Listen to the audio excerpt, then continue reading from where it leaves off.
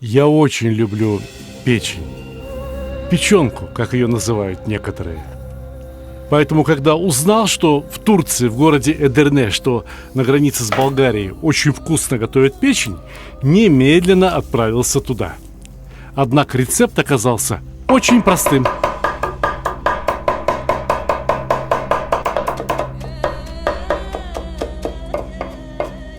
Настолько простым, что правильнее рассказать сначала о соусах, которые хорошо бы приготовить для подачи вместе с этой печенью. Вот это простой йогурт, который очень любят в Турции. Добавьте в него мелко нарубленную мяту. Меня вот что удивляет. Пищевая промышленность что в России, что в других странах выпускает йогурты с различными ягодами, с какими-то сладкими наполнителями. И никто не добавляет в йогурт чеснок. А ведь йогурт с чесноком, мятой, подсоленной, подперченной – это очень вкусно. Хоть куском хлеба обмакивай и ешь. А с долмой, а с голубцами. Знаете, как вкусно? Но что удивительно, с печенью, приготовленной по-турецки, йогуртовый соус тоже очень вкусен. Только чеснок через давилку не пропускайте. Порубите ножом. Это же не трудно. А соль подобрать по вкусу, да хорошего черного перца добавить – это не проблема.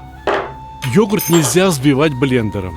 Аккуратно перемешайте ложкой, чтобы он снова не стал жидким, чтобы сохранил свою густоту. А когда попробуете и убедитесь, что все хорошо, уберите его в холодильник. Пусть к столу подается именно холодным.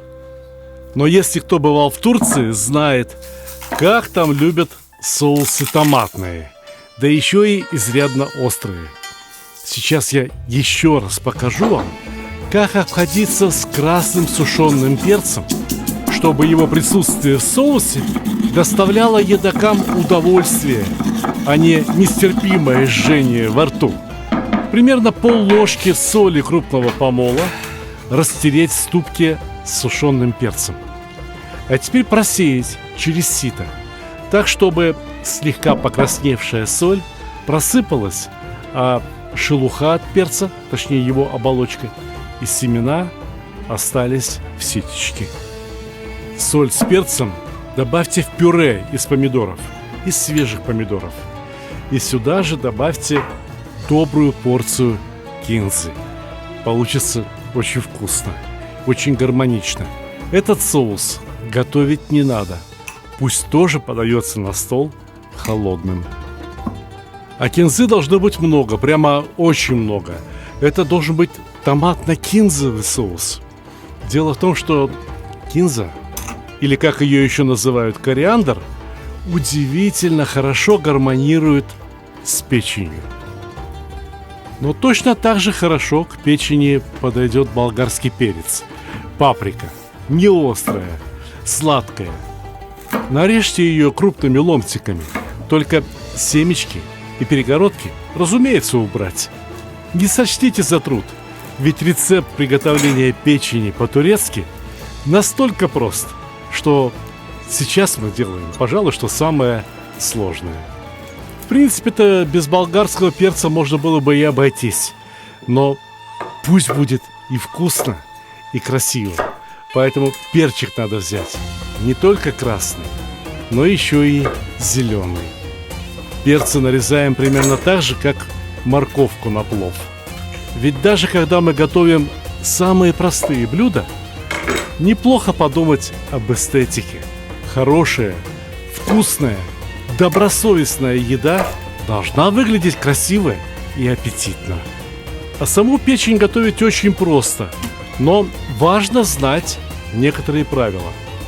Одно из них гласит: пленку, которая покрывает печень, лучше убрать. Дело в том, что при резком нагреве пленка очень сильно сжимается, корежит кусочки печени, выжимает из них все соки. Когда пленку убираете, печень получается намного нежнее, намного сочнее, если так можно выразиться, о приготовленной печени. Печень можно взять баранью, говяжью, телячью. Самое главное, выбирайте красивую, ровно окрашенную в коричневый цвет. Под ее пленкой не должно быть никаких уплотнений, никаких белых включений. Ну а желчные протоки, разумеется, лучше вырезать. Печень нарезайте средними ломтиками. Слишком тонко не надо и слишком крупно тоже не надо. Каждый ломтик печени ровно на 2 укуса. В Турции, в Эдирне, печень обсыпали мукой и солью. А я взял смесь для кляра, сухую смесь для кляра, которую купил в магазине. В принципе, можно посыпать и мукой. Но я взял именно смесь для кляра, потому что решил несколько усовершенствовать рецепт. Посоленную печень перекладываем в смесь для кляра и густо обсыпаем со всех сторон.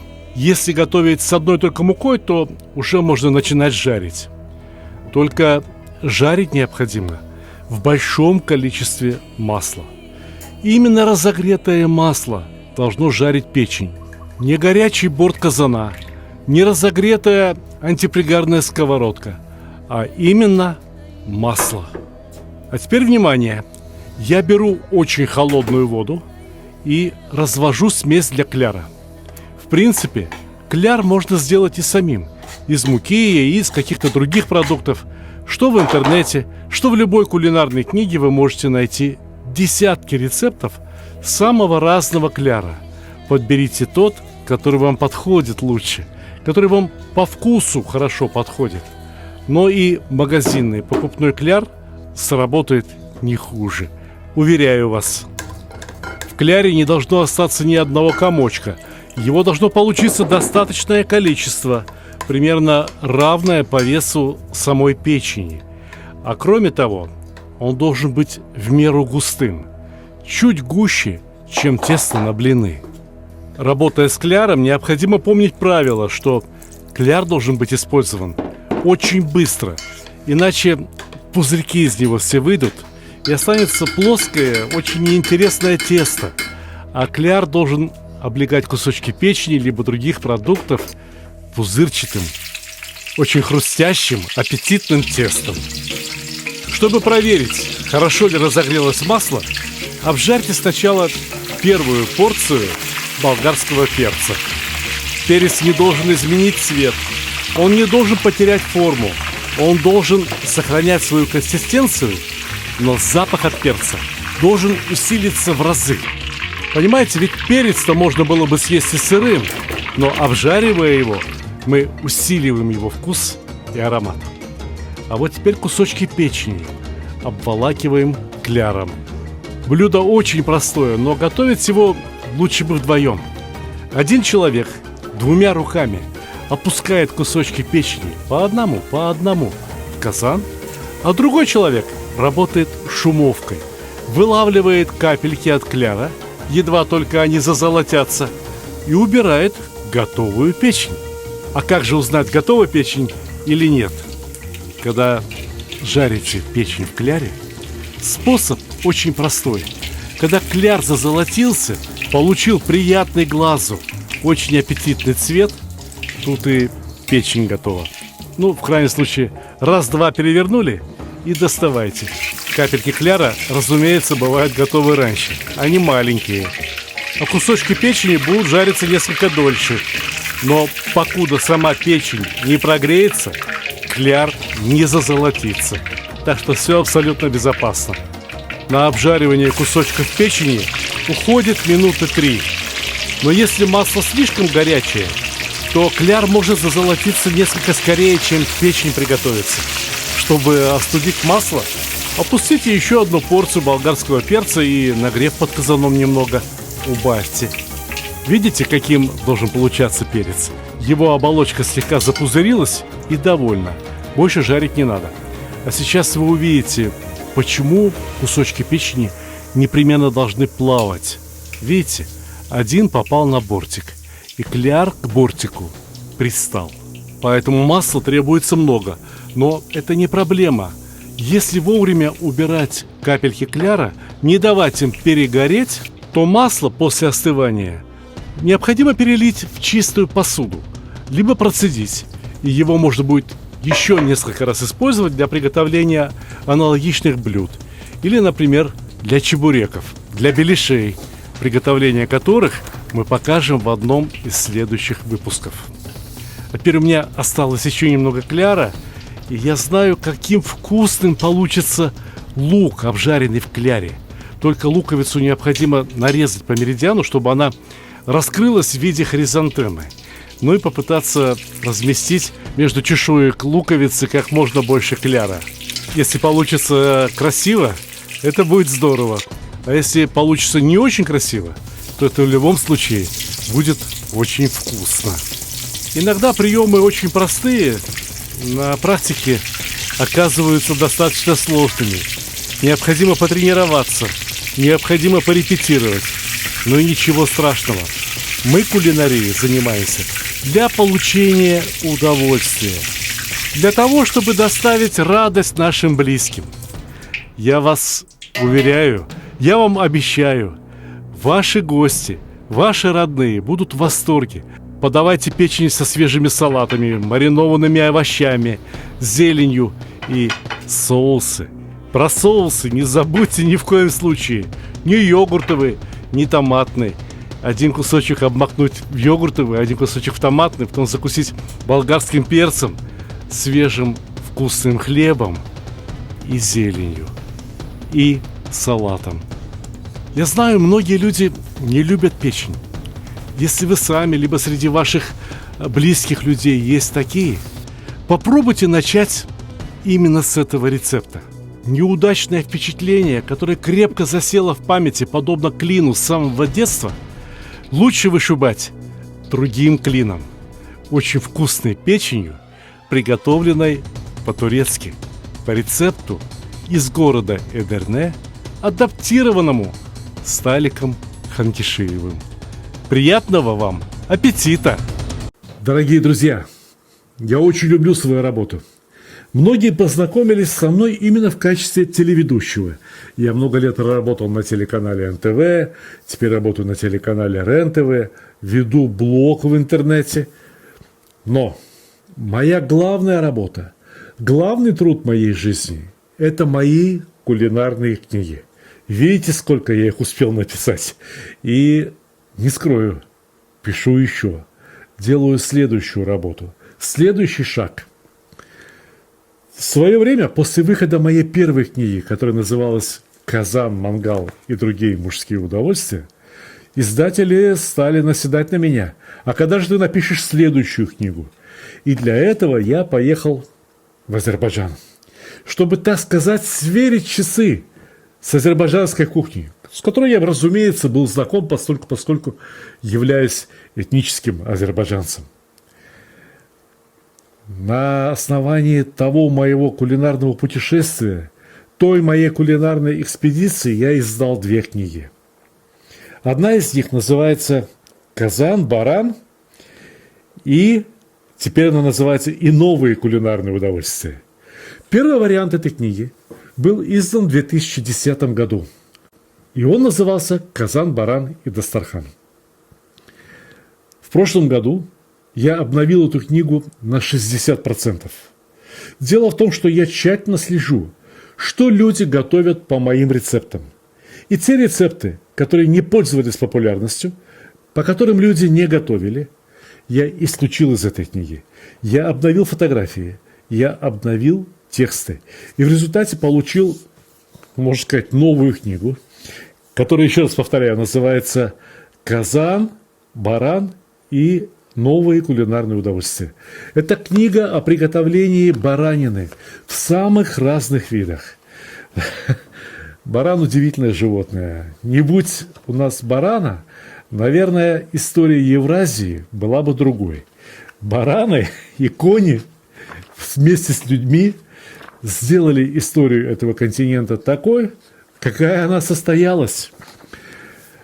В этой книге я рассказываю о том, какие части баранины пригодны для одного использования, какие части бараньей туши лучше варить, какие жарить, какие тушить, какие можно запекать. Одним словом, эта книга достаточно серьезная серьезное исследование, серьезный труд. Все начинается с того, как использовать, как разделить душу. Посмотрите. Например, здесь указано определенное название, часть туши. Голяшка целиком и рулька. То есть самой нижней части ножек. Что с ними можно делать? Что можно приготовить в случае, если барашек молодой, если барашек зрелый и если барашек старый? Если барашек молодой, то можно жарить. Если барашек зрелый, то можно и варить. А если барашек старый, то, может быть, лучше потушить. Понимаете? И так по каждой части барана. Но это теория, а дальше начинается практика. Практика удивительная, основанная преимущественно на азербайджанских рецептах. А в Азербайджане баранину готовить умеют очень хорошо, уж поверьте. Начинают, как правило, готовить с потрохов. Вот блюдо джизбыс с картофелем. Пожалуйста. И здесь есть QR-код. Наводя ваш смартфон на QR-код, вы попадаете на ролик в интернете, на видеоролик в интернете и смотрите, как что приготовить. Хотя и здесь все расписано более чем подробно, хотя и здесь все показано, рассказано очень, так сказать, пошагово. Прям вот каждый абзац сопровождается фотографией. Понимаете? Вот кто-то, возможно, видел подобный ролик в интернете, но есть вот еще и фотографии, есть еще и тексты. И самое важное, что весь материал в этой книге тщательно структурирован. Вы не скачете с 5 на 10, как получается, когда вы смотрите видео. Вы получаете фактически учебный материал. Когда вы читаете эту книгу страница за страницей и рецепт за рецептом готовите по этой книге, вы тем самым учитесь готовить. Блюда очень интересные, очень вкусные. Блюда, которые принадлежат самым разным народам. Вот, кстати говоря, я раскрыл здесь на странице о том, как можно построить и обустроить домашнюю кухню, эдакий храм кулинарии. Вот вроде то, что построено у меня. Одним словом, эта книга, теперь эта книга не просто развлекательное чтение, теперь эта книга учебник по кулинарии, по небольшой части кулинарии, по приготовлению баранины. Но будьте уверены, когда вы освоите эту книгу и приготовите те 40 или 50 рецептов, которые содержатся в этой книге, многие ресторанные повара будут нервно курить, когда услышат запах ваших блюд и когда посмотрят, как умело и как красиво вы научились их готовить. Мои книги, эту и любые другие, можно купить на моем сайте stalik.ru. В названии этого ролика, а также в описании к этому ролику можете прочитать, как написать слово stalik.ru. Я надеюсь, вы не совершите ни одной ошибки, приобретете книги, можно и с автографом. Книги доставляются по всей России, по большинству стран СНГ и, одним словом, везде, куда доходит почта из Москвы, из Подмосковья, откуда я шлю вам горячий привет. Спасибо за внимание.